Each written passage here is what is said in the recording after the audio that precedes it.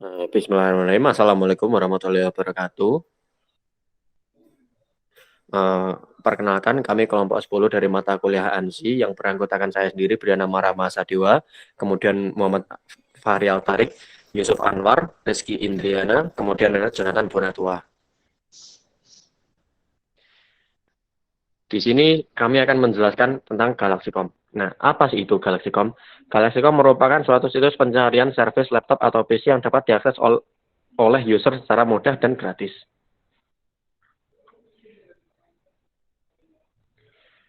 Di sini ada beberapa bagian yang di, dibagi-bagi. Ada grup stakeholder, posisi atau jabatan, peran, kemudian ruang lingkup. Kita mulai dari sistem owner.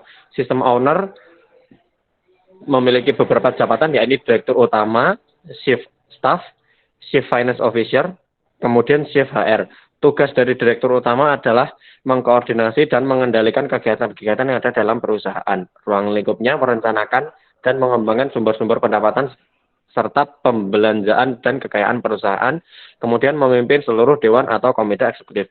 Kemudian jabatan chief of staff memiliki peran memberikan keputusan yang berkaitan dengan marketing, promo, dan kampanye. Ruang lingkupnya mengenai segala hal yang berkaitan dengan operasional kerja. Kemudian disusul Chief Finance Officer, perannya mengontrol budget dan merapikan flow dan aliran keuangan. Ruang lingkupnya mengatur hal yang berkaitan dengan uang, seperti mengawasi perencanaan, melakukan pencatatan, sampai mengurus administrasi. Yang posisi terakhir, yakni Chief of HR, perannya yakni merekrut personil untuk posisi yang sesuai dengan kemampuan mereka. Ruang lingkupnya merekrut dan mengelola karyawan yang menjadi aset penting bagi perusahaan. Kemudian disusul oleh sistem user, memiliki beberapa jabatan yakni seperti customer, jasa service, dan customer service. Customer memiliki peran sebagai pengguna jasa yang mana melakukan transaksi pembelian suatu produk dari seller melalui sistem. Kemudian ada jasa service yang perannya diambil oleh Kang Service, yakni mereka yang memperbaiki device customer melalui sistem. Kemudian ada customer service, yakni pihak yang membantu customer jika ada kendala. Ruang lingkupnya memiliki tugas membantu customer jika ada kendala dalam pemesanan maupun pembayaran. Kemudian sistem designer. Ada database arsitektur, networking arsitektur, kemudian web arsitektur. Database arsitektur memiliki peran merancang standar operasi dan sistem keamanan database. Ruang lingkupnya membuat desain rancangan database serta melakukan tes dan memelihara database sistem. Untuk networking arsitektur sendiri memiliki peran membuat konstruksi jaringan dan mengawasi jaringan tersebut. Ruang lingkupnya seperti maintenance server atau menjaga sistem agar berjalan dengan baik. Kemudian ada web arsitektur yang memiliki peran membuat desain website perusahaan dan melakukan update isi website. Ruang lingkupnya seperti melakukan troubleshooting dan maintenance website.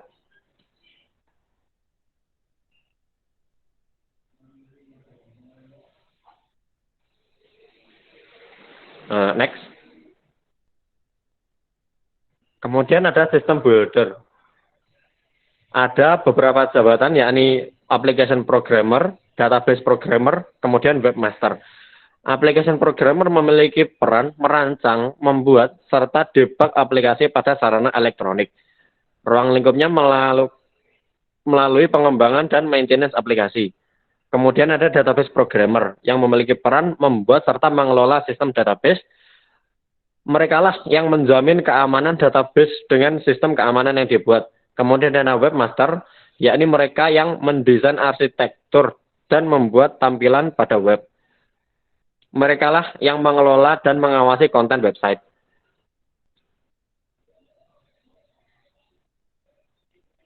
Kemudian yang kelima ada sistem analis, ada senior analis dan juga junior analis. Senior analis memiliki peran memberi arahan dan tugas kepada junior analis.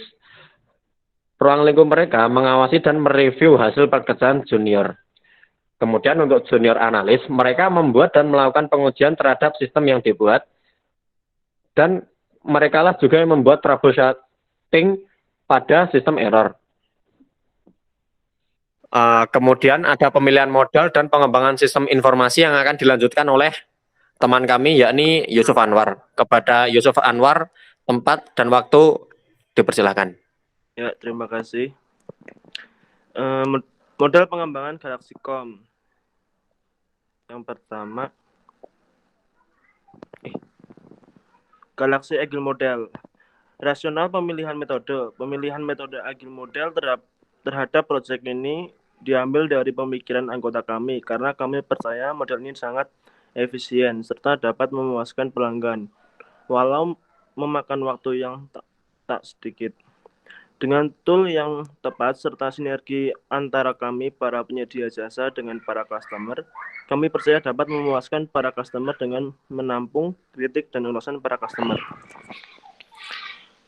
Potensi hambatan, analis, desain, dan pengembangan sulit diprediksi. Jadi tema pengembangan yang direkrut juga yang profesional dalam melakukan development system.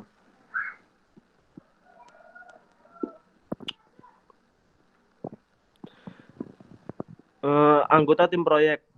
Yang pertama, Muhammad Fahri Al-Tarik, posisinya sebagai UI UX designer. Peran menentukan tampilan yang akan digunakan pada web atau apps mobile. Yang kedua, Yusuf Anwar, developer.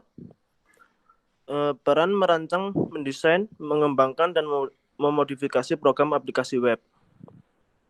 Yang ketiga, Brian Amarasa Dewa, peran posisi project manager. Peran mengarahkan para anggota guna mencapai target proyek yang sudah ditentukan. Yang keempat, Jonathan Bonatua, posisi sistem engineer. Peran merancang sistem yang akan digunakan oleh Galaxy.com. Yang kelima, Rizka Indriana, posisi sistem analis. Peran menganalisis sistem yang digunakan guna riset ke depan. Kemudian analisis kelayakan sistem yang akan dibacakan oleh Rizka Indriana. Ya, terima kasih. Analisis kelayakan sistem. Untuk mengembangkan startup ini membutuhkan waktu kurang lebih 3 tahun, serta teknologi yang mumpuni dalam masa kini yang membutuhkan dana sekitar 100 juta. Analisis kelemahan sistem. Ini memiliki performance, informasi, ekonomi, kontrol, efisiensi, dan servis. Informasi sistem yang ada, para customer sering mengeluhkan servis yang tidak beres, bahkan makin rusak. Sistem yang dibuat menyediakan sistem lapak bagi penyedia jasa servis sehingga ada rasa puas dan aman ketika transaksi servis. Informasi sistem yang ada, kurangnya informasi tentang jasa servis yang berkualitas. Sistem yang dibuat memberikan informasi serta menawarkan jasa servis yang berkualitas. Ekonomi sistem yang ada, masyarakat masih keluar rumah untuk mencari jasa servis yang mengakibatkan pemborosan waktu, uang, serta tenaga. Sistem yang dibuat dengan sistem ini masyarakat bisa dari rumah memesan jasa servis dengan simpel tanpa membuang waktu, tenaga, uang, dan uang lebih. Kontrol komunikasi tentang antara pelanggan dan penjual jasa masih konvensional, serta masih sering ditemukan antrian servis yang padat dan tidak terstruktur, sehingga masih banyak servisan yang terlompati. Dengan sistem ini memudahkan komunikasi dua arah dengan berbagai benefit serta pengorganisasian database pelanggan pada sistem guna memudahkan jasa servis mengetahui urutan pekerjaan tanpa terlompati satupun. Efisiensi memakan waktu untuk mencari jasa servis yang terpercaya dan bebas hambatan. Sistem yang dibuat sistem yang terkomunikasi dengan cepat, memudahkan pelanggan mencari jasa servis terbaik yang sudah kami organisir. Servis sering ditemukan kesulitan sistem pencarian, pelayanan, dan pembayaran yang terorganisir dengan baik. Pada sistem ini memberikan solusi sistem pencarian, pelayanan, dan pembayaran yang sudah terorganisir sehingga memberikan kemudahan kepada dua belah pihak, yaitu penyedia servis dan customer.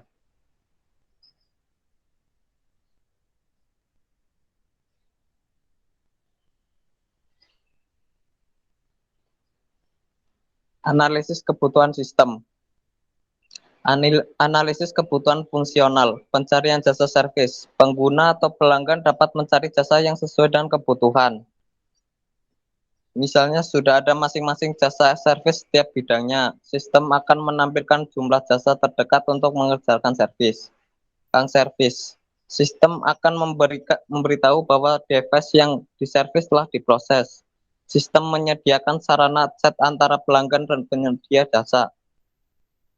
Pengajuan return. Pelanggan juga dapat mengajukan perbaikan jika dirasa hasilnya kurang memuaskan atau bahkan masih error. Proses servis. Sistem akan memberitahu jika proses servis yang dikerjakan sudah selesai. Sistem akan memberitahu jika proses pemesanan dibatalkan. Transaksi pembayaran. Sistem akan menampilkan jumlah biaya yang harus dibayar untuk device yang sudah diservis.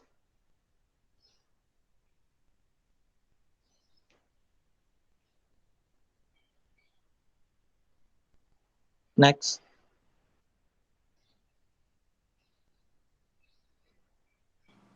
Ini Analisis kebutuhan sistem. Analisis kebutuhan dan fungsional. Usability dilengkapi dengan ikon yang mudah dipahami. Setiap ikon terdapat informasi kecil. Adanya informasi pop-up atau pertanyaan balik bagi user. 2. Portability. Tersedianya perangkat komputer,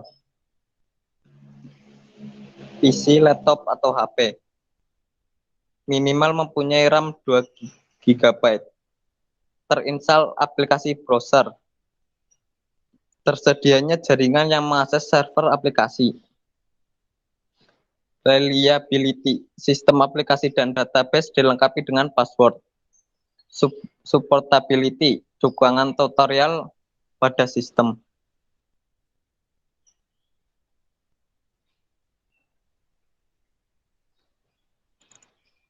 Permodelan proses.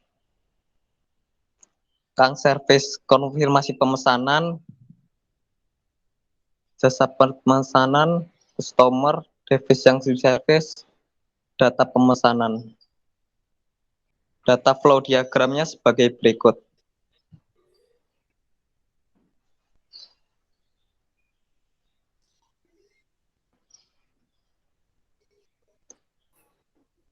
Modelan data.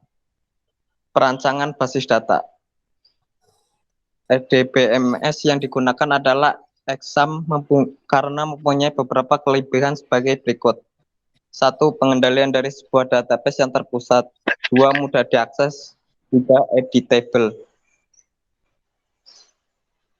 Entity relationship yang akan dijelaskan oleh Saudara Fahri. Baik, terima kasih.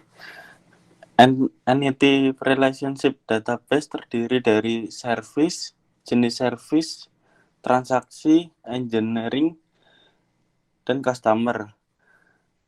Service sendiri terdapat kode service, jenis service, ID spare part, harga spare part. Relasinya dari kode service ke jenis service yang terdiri dari kode service dan jenis service. Lalu relasi berikutnya menuju ke transaksi. Dari transaksi terdapat jenis service, kode transaksi, ID customer, ID engineer, tanggal pemesan, dan total harga. Lalu relasinya menyambung ke engineer yang terdiri dari ID engineer, nama engineer, jenis kelamin, nomor telepon, dan alamat. Lalu relasi berikutnya menuju ke customer yang terdiri dari ID customer, nama customer, password customer, dan nomor telepon. Selanjutnya adalah UI flow yang terdiri dari laman login menuju ke daftar akun, Setelah mendaftar, masuk ke beranda. Di beranda ada 3 opsi yang terdiri dari service, promo, dan more info. Di more info